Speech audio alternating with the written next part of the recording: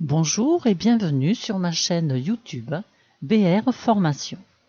Dans ce tuto numéro 11 pour Scribus, nous allons faire une affiche en utilisant ici notre palette de calque. Dans notre fenêtre ici de démarrage, nous allons prendre une page, nous allons demander des marges de 5 mm, nous allons demander 0 en fond perdu, nous allons prendre taille A4, mais dans le sens paysage, c'est-à-dire 29,7 sur une hauteur de 21. Et on va dire donc OK. Voici ici notre page. Nous allons chercher notre fenêtre des calques, ici dans Fenêtre, et ici nous avons Calque, ou bien la touche de raccourci F6, fonction 6.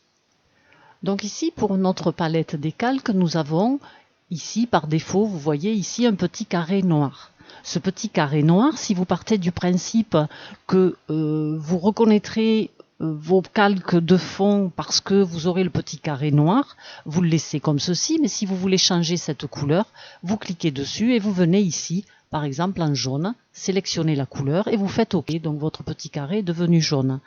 Donc vous partez du principe ici que votre fond de page sera jaune, c'est-à-dire votre calque de fond.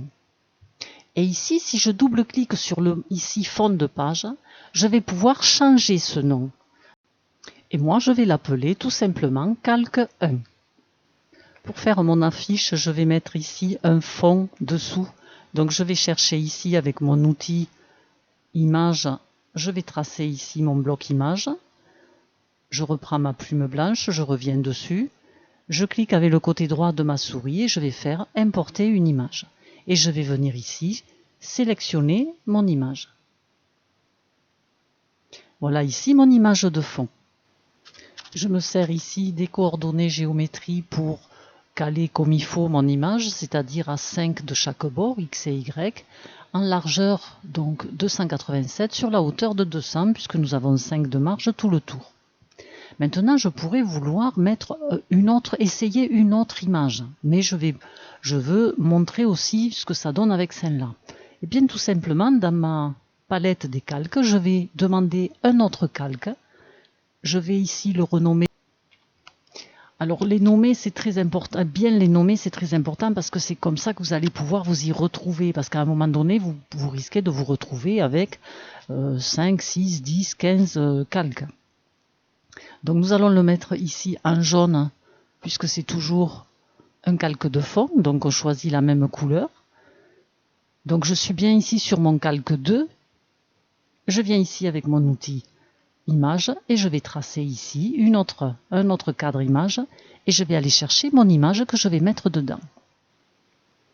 Donc je suis bien sur mon calque 2, je prends ma plume blanche ici, je viens pour le sélectionner.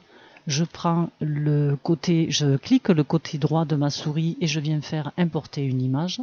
Et je vais venir ici choisir l'image que je veux poser. Je vais faire OK. Donc voilà ma deuxième image qui est dessus, puisque à chaque fois que je vais appeler un nouveau calque, il va se mettre au-dessus des autres. Mais je vais pouvoir, par exemple, si ce calque 2, je veux le mettre en dessous, j'ai ici la flèche pour descendre d'un cran et ici la flèche pour monter d'un cran. Maintenant, je vais demander un autre calque pour mettre, ici je vais mettre grand loto et en dessous je vais mettre un autre calque texte dans lequel je vais mettre les lots à gagner. Donc je vais demander un nouveau calque. Dans ce calque, je vais mettre grand loto et la date. Donc je marque date, puisque quand je vais vouloir modifier ma date, j'irai sur ce calque date. Je peux le mettre en vert ou le mettre en une autre couleur. Donc là, je suis sur mon nouveau calque ici. Je viens ici chercher mon outil texte, je trace un bloc texte et je vais y mettre dessus mon texte. Donc j'ai posé mon texte, je l'ai mis en forme et maintenant je vais demander ici un autre calque. Donc vous voyez, il se met toujours au-dessus et sur ce calque, je vais mettre les lots à gagner. Donc je vais renommer mon calque déjà d'entrée, je vais l'appeler lot à gagner. Donc comme tout à l'heure, je prends ici mon outil bloc texte, je trace ici le bloc texte nécessaire pour y poser mon texte. Je suis bien sur mon calque lot à gagner. Donc voilà, ici j'ai posé mon texte. Maintenant je vais vouloir mettre des mentions légales. Alors par contre j'ai un petit plus là. Ça veut dire que j'ai mon texte. Je vais remonter mon bloc pour avoir tout mon texte. Voilà, je n'ai plus le petit carré. Je vais ici mettre les mentions légales. Donc je vais prendre un nouveau calque et je vais l'appeler mention légale. Donc mention, je vais y poser les mentions légales. Je vais prendre ici un bloc texte. Je vais tracer mon bloc texte comme ceci et je vais y poser mon texte. Imprimé par nos soins. Donc je prends imprimé par nos soins, je vais venir le mettre ici et je vais lui demander une rotation. Donc je suis ici dans X, Y, Z, rotation, je prends à partir de cet angle, je vais demander 90 degrés. Et donc là, je vais pouvoir le prendre et le mettre par exemple à peu près ici. Donc là, nous avons vu ici pour changer la couleur, pour se repérer, pour changer ici les couleurs, pour savoir que ben là, nos mentions, elles sont... Alors, je vais les mettre en rouge, les mentions. Voilà, ok. Les mentions légales. Ici, le lot à gagner, c'est du texte. Je peux le laisser en bleu, etc. Ici, vous voyez, j'ai l'œil. Si je clique, ici, lot à gagner. Si je clique dessus, ici, je décoche. Vous voyez, je coche et je décoche. Eh bien, mon calque est désactivé. On ne le voit plus. J'ai créé un calque ici, maquette. Ma maquette, j'ai mis ces blocs ici de couleurs. Je ne veux pas que ça soit imprimable. Donc si je décoche ici, vous voyez, ma maquette, ici je coche, on la voit, je décoche, on ne la voit plus, elle ne sera pas imprimable. On ne la voit pas, ça ne s'imprimera pas. Sur notre palette des calques, nous avons ici un cadenas. Ce cadenas nous propose de verrouiller un des calques. Alors ici j'ai mon fond, c'est mon calque ici, fond jeu 4. Je vais le verrouiller. Je vais dessus et une fois que je l'ai verrouillé, je ne peux plus rien faire dessus. Donc il n'y a aucun risque. Je ne pourrai pas, vous voyez là, tout ça, c'est désactivé. Je ne peux pas mettre un bloc dessus. Je ne peux plus rien faire. Par contre, si je veux intervenir dessus, je reviens ici et je décoche le verrouillage. Donc ici, on peut ajouter des calques autant qu'on en a besoin, mais on peut aussi enlever des calques. Donc là, je vais demander un nouveau calque. Vous voyez, à chaque fois, il vous propose une nouvelle couleur. C'est à vous de le changer. Donc ici, j'ai le calque numéro 5.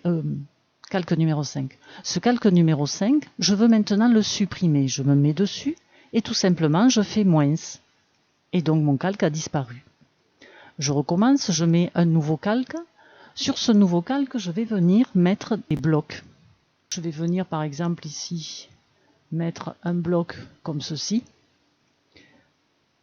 Et je vais en mettre ici par exemple un autre.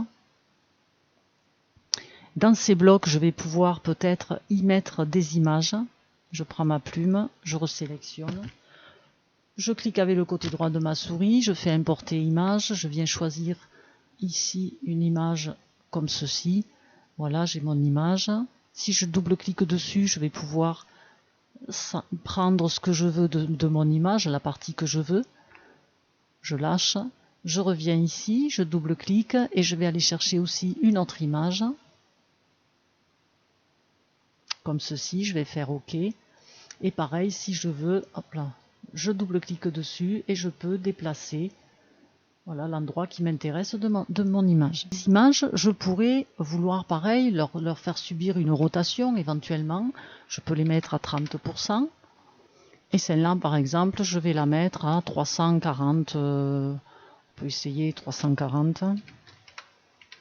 Voilà. Si vous ne savez pas de combien ça peut basculer, ici vous avez les flèches pour descendre, voilà, pour le basculer dans ce sens, ou la flèche pour le basculer dans l'autre sens. Je reprends mes calques, c'est mon calque numéro 5. Donc ce calque numéro 5, je vais l'appeler photo. Les photos, je pourrais vouloir les rendre transparentes. Donc ici, j'ai l'opacité, je peux régler cette opacité, par exemple le mettre à 50%. Donc tout ce qui est sur ce calque numéro 5 est passé à 50%. Si je reviens ici sur mon calque photo, que je suis à 50%, je le repasse à 100% et les deux photos sont passées à 100%. Si vous aviez voulu en faire qu'une photo, il aurait fallu que vous la mettiez sur un calque toute seule et l'autre sur un autre calque toute seule. Ensuite, nous avons ici cet outil des contours. Si je clique dessus, je ne vois plus que le contour de tout ce que j'ai posé sur ma feuille. Et si je réappuie dessus, je revois mes photos, mon texte mis en forme, si je suis en gras, en allégé, etc. C'est uniquement lorsque votre ordinateur n'a pas suffisamment de mémoire parce que vous avez un document trop lourd, vous vous mettez dans ce mode. Et comme ça, vous allégez votre mémoire.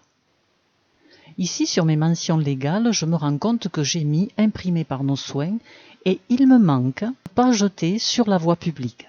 Donc je vais le rajouter. Pour le rajouter, si j'essaie de cliquer, je ne peux pas l'attraper. Il faut que je vienne ici dans mes calques, dans Mentions, je vais cliquer dessus, voilà, et je vais pouvoir, je double-clique, je vais mettre un point après Soins et je vais pouvoir rajouter « Ne pas jeter sur la voie publique ».